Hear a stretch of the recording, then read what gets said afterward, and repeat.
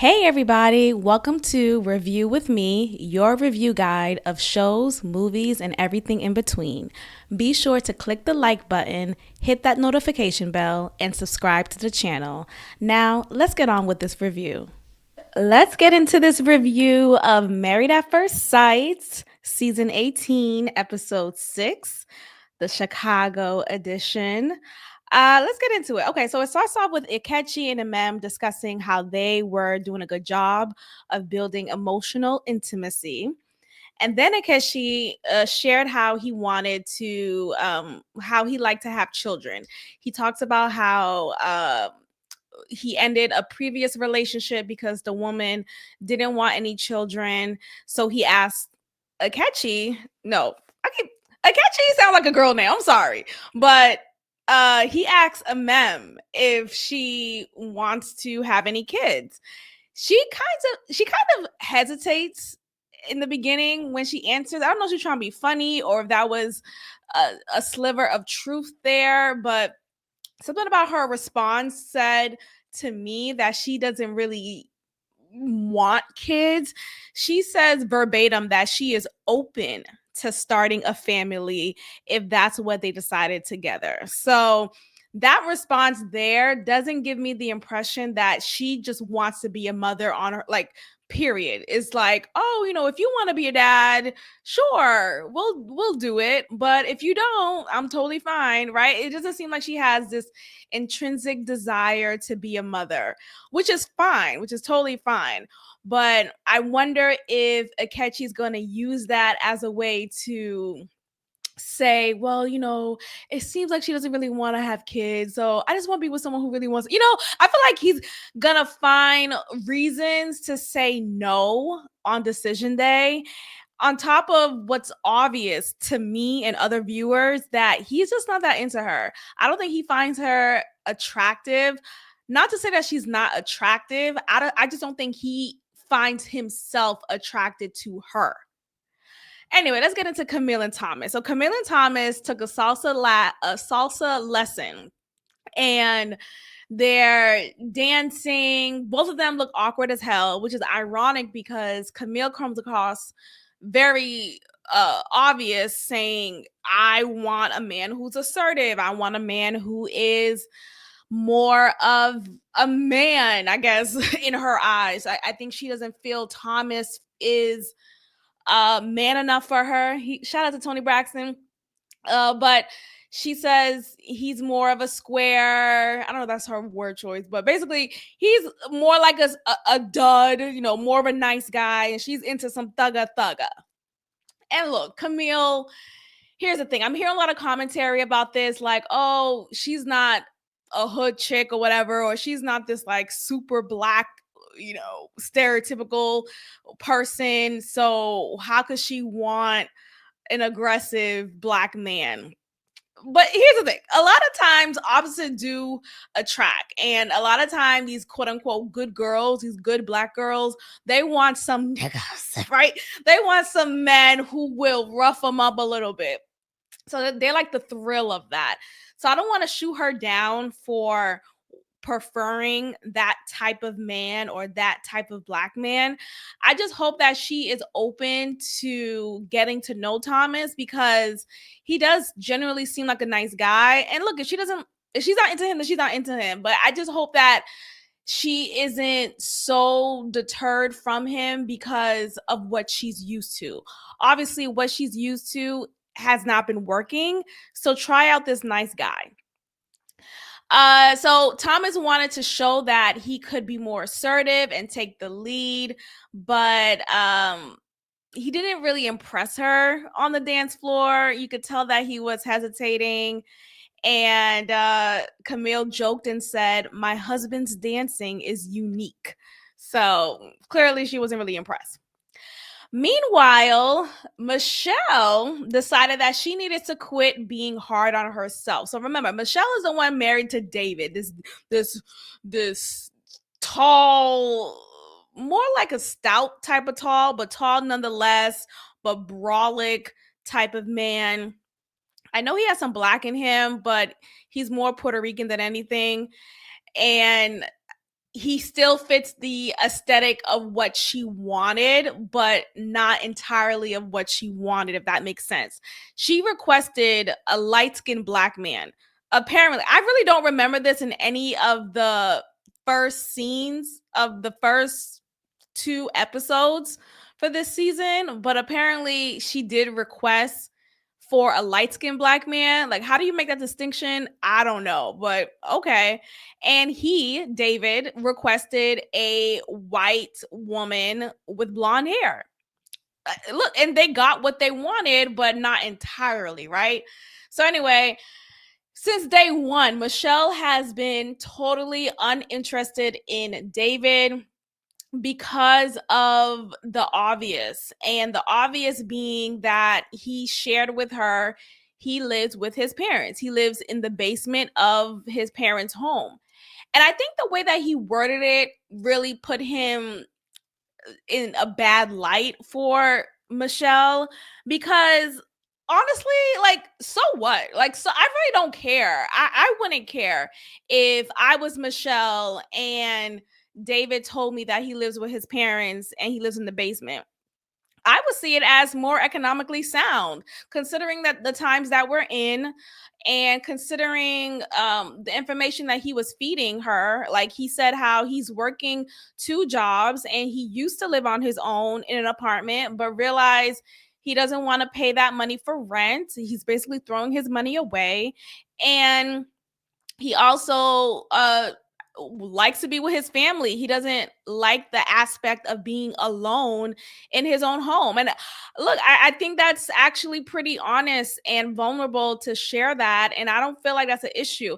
And another factor to recognize is he comes from a family of culture, of community, right? A communal home and upbringing such as his, this is pretty normal to live at home with your parents, to be of a certain age and still be at home. I think he's in his early 30s, maybe mid 30s max, but he is up there in age. And it's not like it's a big deal in his culture, but to Michelle is a big deal to her. And I think that's primarily because she comes from a culture in which this is not the norm. White families don't really stick together, if that makes sense. They don't really have children who's in the home beyond 18 or beyond 24 max. They really encourage, or more so mandate, their children to get on outside, find your own place. I'm not taking care of you, or maybe I am taking care of you, but you don't have to stay in this house, or you're not staying in this house. And they really center hyper individualism. They really do. So in general, I just don't get the impression that she is as family oriented as he is. And I think David, instead of feeling bashful or ashamed about living at home with his parents in the basement at that, I think that he should feel pretty turned off by Michelle for her judgment, for her constant looking down upon when it comes to this information. Like, who the fuck are you, Michelle, to look down on him and be in disgust? Like, it's not like he doesn't know how to take care of himself. It's like, you know what? It's just, I hate that. So Michelle is not in my good book. Okay. Anyway, so yeah, so Michelle is giving him a hard time since day one. She's been standoffish, downright rude. She said, so now she's saying to herself that she needs to stop being hard on herself. Now she's making it about herself instead of recognizing how hard on David she has been. She's now only focusing on how hard she's been on herself. Like, girl, so she says that she's ready to prepare to enjoy the rest of her vacation and keep it casual with David. I'm just trying to understand, like, what did David do to you so much that you feel so upset with him? Like, she doesn't even like to be near him. She doesn't like the skin he's in. It's just she's so disgusted by him. It's insane. Let's move on. So Juan and Carla, they enjoyed a romantic dinner after Juan spent most of his day with David. Carla admitted that she was somewhat like deflated from being around all the other people, and she felt like they had very bad energy. And I'm trying to understand what she meant by that. Like, I felt like that was kind of a shot, because who exactly did you feel bad energy from? I think everyone was just sharing how it's been going, and for the most part, the way that people communicated in the whole group setting, they were pretty respectful towards each other and their experience. So I don't know why she felt so heavy and saying she got a lot of bad energy and she just wanted to unwind. So, like, okay. Anyway, so Juan says out of his mouth, "I'm not going to lie, I forgot that you were there because I was just having so much fun. I was living it up." He said that to his wife. He said to his wife that he forgot that she was still in the picture, that he is on this vacation alone, and the whole intent of this vacation is to hang out with David. Basically, that's what he said. And Carla was like, "Wait, you forgot about me?" And he says, "I was just living in the moment." And in that moment, he said it so cavalier, but I think this was an attempt to knock her down. Yes, I'm going to say that. I say that because something about Juancho, I find to be disingenuous. I don't think he is this good guy or this um I don't know, something about him makes me feel like he can't be trusted. I think he thrives off of emotionally abusing people. I really do. And I think this was an example of emotional abuse.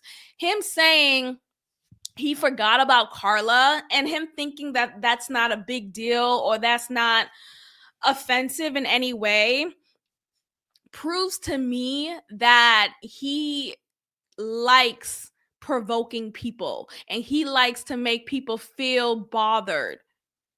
Okay, something I don't know. I That really rubbed me the wrong way.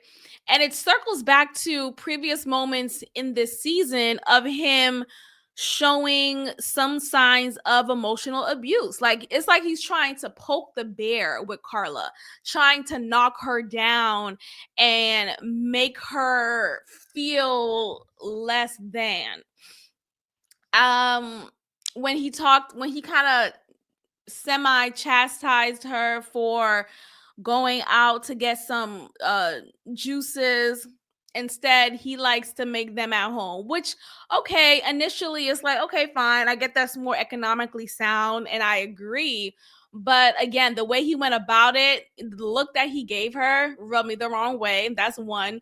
Him jumping on the bed while she's clearly laying down and chilling, it's like him trying to excite her or provoke her, and he's like jump on the bed, he's singing and just being abrasive in a way. And he says himself that he likes to have fun, he likes to be loud, and it's like, okay, sir, calm, like, be mindful of your surroundings. Child, I don't know, I don't like Juancho. So yeah, he was just living the moment. On day 8 of the honeymoon, Camille admitted to the cameras that Thomas was missing some of the swagger that she likes to have in a partner. She tells Thomas this, and he feels bothered, of course. He said that did rub him the wrong way. And he felt like yeah, he just felt like that rubbed him the wrong way. She instead is just really harping on that and saying that she's missing a little bit of that R&B smoothness that she's used to seeing more often. Girl, what? What are you talking about? Do you want me to sing to you? Do you want him to sing to? Do you want him to croon at you, Camille? Like, what are you expecting? Like, you're not this like sex pot yourself. Like, not to say she's ugly or anything, but you're not this woman who's like such a seductress that she's missing her R&B smoothness type of man to compliment her. Relax. Since Juan and had forgotten about Carla the day prior, Carla decided to be petty because this was an act of pettiness. I gotta be real, Carla. Come on. Instead of being communicative and sharing with Juan that she didn't like that he said that, she didn't provide Juan with a bag to pack his wet bathing suit in. And so he was going to learn never to forget about her again. Okay. So you see the scene of him walking ahead of her with a clear bag of his wet clothes in, and she's walking behind him and being quote unquote funny, like, huh, see, that's why you never forget about Carla. You gonna learn today, you gonna learn. Like, girl, Carla, this was not what you thought it was. This is so corny. Let's get into Alan and Madison, who I find to be boring as hell, but we're going to talk about them. So they go on a Mayan ritual, which is like the common thing people do when they go on these trips. Oh, let's talk to these spirit guides. No. No. Stop doing that, okay? You are hurting yourself. Do not open the portal. But anyway, they talk to these spirit guides. They're holding each other. Alan is touching her heart. They have mud on them. I think they have mud on them. It was just all this extra stuff. I don't know if it got anywhere as far as did this increase their level of intimacy. I doubt it. But hey, it's a scene. Madison thought it was good for them to connect and continue pushing the physical aspect of their relationship. And yeah, I mean, that's what it was. Nothing really transpired in that moment. Speaking of connecting, Michelle and David took a sushi rolling class together, which felt so forced. You could see Michelle was trying to not be as annoying, but eventually she was. She was again turned off by yet another thing that David expressed. And in this moment, he expressed how he never had raw food. He never had how about to say hoochie. He never had sushi. So this is something that he's not used to. Michelle says, oh, he's more of a meat and potatoes type of guy, which it does come off a little, what are a little microaggressive. Like, what are you trying to say here, Michelle? Like, okay, so what? He never had sushi. How about you get excited in introducing this level of delicacy to him? Like, why not take this opportunity to express like, wow, I'm happy that we're sharing this moment together and I could talk to you about how much I love sushi and why this works with that. And like, this could have been a cute moment, but instead, what does she do? Of course, she judges him. And again, I think he needs to have like a whole pile of receipts of reasons why Michelle is just a bitch, like, for real. She also points out in the moment that she notices that David cusses a lot. And David says, yeah, okay, yes, I do. And I could work on that. I could pull that back. And she thanks him for that, which, okay, fine. I'm not big on cussing anyway. And I wouldn't want someone around me cussing too much anyway. But it's just another pile on of what I don't like about you. Like, girl, what do you like about him? Why did you get into this experiment in the first place? Okay, so Juan and Carla, they go on this photo shoot. In this photo shoot, they're going underwater. I would find this photo shoot annoying simply because all these extra movements, like, why can't I just sit on your lap and take a photo? Like, why do I have to go underwater, swim like a mermaid, poke my head out at the sound of 3 to get this shot? Like, what are we doing? Can we just take a photo shoot under the waterfall and call it a day? I thought it was extra as hell, and I understood Carla for not wanting to continue that last moment of this scene in which she had to go underwater, and then Juan would poke his head in the water and she would meet his head. It just, what are we doing? Why are we, this is not cute. This is not cute. I'm sure whatever makeup I don't think she had on makeup, but like any type of aesthetic she put on her face, I'm sure it got rubbed off. It just was too extra. It was unnecessary. Okay. Anyway, Juan says that he noticed her energy was a little down and that she probably was annoyed about something. And they eventually get to that point in another scene, but he noticed that her energy was a little different, which I wonder, again, with men who are emotionally abusive, they find pleasure in knowing that they rubbed you the wrong way, or that whatever they provoked you with, it worked. So I think he was getting off on the fact that, oh, she got upset over what I said to her earlier about forgetting about her. Okay, cool. She likes me. Or, oh, I have more control over her. I feel like something about that seems to be real. Anyway, Carla thinks that this moment was an increase in their intimacy because he helped her feel more comfortable in those scenes when she was trying to swim to him and capture this stupid photo shoot. So dumb. Okay, so Ikechi and MM talked about how they like to be loved and give love, which is so annoying. I hate this stupid ass question.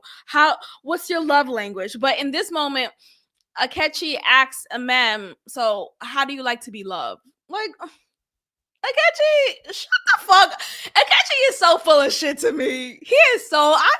He could miss me with that. I think as soon as, if I was a mem and I'm at the dinner, remember in the second episode, the scene when Amem met with his family and his family shares with her that he's pretty popular on social media. He's a poet and he has some women come out, in the streets saying how much they love his poems and yada, yada, yada.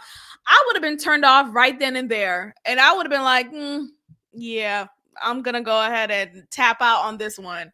Because in my head, I feel like with Akechi, he thrives off of appearing like this smart guy, like this profound intellectual, and I'm so good with my words, I'm so clever, I'm a wordsmith. Akechi, shut up. What are you wordsmithing about? Oh, you could put, how much has that been making you? Not to say that everything's about money, but the point is, you talking all this talk, but you're not talking me out my drawers. Like, you're nothing about what you've been saying. And let's be clear here. I don't think he's attracted to a mem, which I don't understand. I think she's a pretty girl, but I don't find his words to be something where, I'm lusting after him, right? I don't think he comes across like that. He just knows what to say, when to say it. Like, I remember at the wedding, and he's like, I've written a book, I've written letters to you, and where have you been? And it's like, it's just so cheesy and cringe. I can't take him seriously. Like, shut up. You wrote, for 12 years, you've been single. For 12 years, you wrote this stupid ass book to this mysterious woman, and I'm happen to be this woman, and you're girl, bye. Akechi, bye. I can't buy it. It's just miss me with the bullshit. I think with Akechi, he likes to come off like this romantic guy with his words. But when it comes to action, there's no romance. That's just how he is. Anyway, she tells him that, what'd she say? No, after Akechi and MM talked about how they like to be, no, what she said? She just said she likes to have fun, was it? I don't know. Anyway, they just had that conversation. Um, and I think that's pretty much it. What else? Thomas and Camille, they get into their room. Thomas likes to be, he wanted to surprise her with this nice gesture, which was the flower display on their bed. And she's like, "Oh, that's so nice. Thank you for the effort." Like, what? Why talking like that? Thank you for the effort. Why not? Thank you, babe. That's so sweet. Look at you. Like, be cute. Be cute. I thank you for the effort. I appreciate the effort. And I feel like the way that she was like smiling, it just felt like she was talking to a kid. Thank you for your efforts. Oh, thank you for your effort. Like, I don't know. It just, girl, she's not that into him. She is not that into him. Let's see what's next. So Thomas says that he is not his first time hearing that before, of feeling like he's not black enough, which I find that to be very just ignorant. I hate when people say stupid stuff like that, like, "Oh, you're not black enough," or "Where's, get your black card away," or, "You're an Oreo." This is coming from my biased experiences, but nonetheless, it's such a stupid ass thing to say, because obviously we are not a monolith. Anyway, what else? Let's get into Juan and Carla. Carla finally addresses the "I forgot about you" comment, because Juan kind of puts her on the spot. He says that instead of being passive aggressive, because there was a moment in that scene, I can't remember exactly, but she does something that's a bit passive aggressive, and he calls her out on it.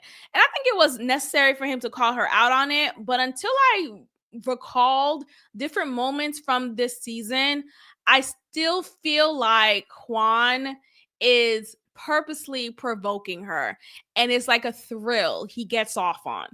And sure, in the moment when he said, "I forgot about you," sure, Carla could have been like, "Oh, that's not nice. I don't like that. Why would you forget about me? I'm your wife. That's why we're here."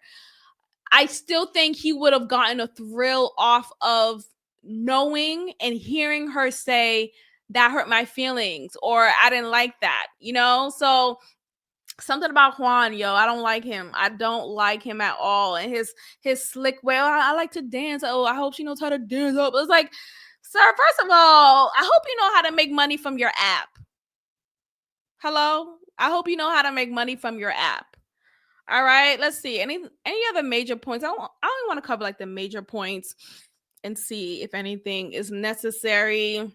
They leave the honeymoon, and now they get into their apartment, their new apartment together. And now it's their first night they will spend together in their new apartment. Prior to leaving, we learned that Alan lost a dear friend of his, which was definitely sad. So my condolences. And he shares that with Madison. You would think upon return that every couple, or every person in the party, right, in the couple, would want to stay together, would want to stay in the same home or spend more time together. Not Madison. Madison decided to go out for happy hour, and she apparently stayed out more than 3 hours, despite telling Alan that she would be home soon. So we see a scene of Alan sitting in his hot tub alone and complain about how he wished his wife was beside him. So, child.